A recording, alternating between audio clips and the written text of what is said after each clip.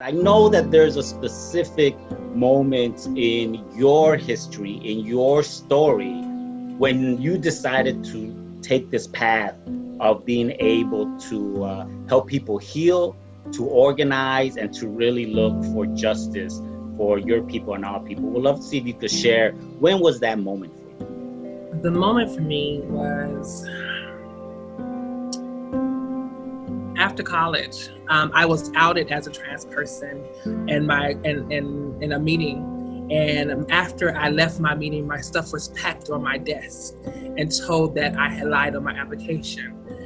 In that moment, I knew for myself I had no other choice but to start taking off the heels and start putting on the boots.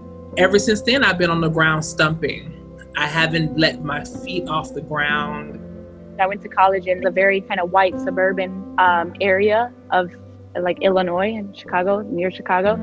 And it was a 92% white school. And I was one of the few people of color. And I just remember feeling like it was a completely different world than when I would go back home to Pilsen. And I was just like, I just can't, it's so hard for me to see how crazy the ends of the spectrum are.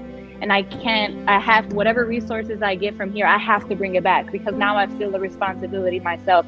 And it really became ingrained in my heart, like, this is where I'm gonna feel fulfilled. Otherwise, if I have resources and I don't share them, I'll never feel okay. I, brought my property here in 2002, and I had a block that was absolutely no peace was present, unfortunately. And I just was ready to relocate.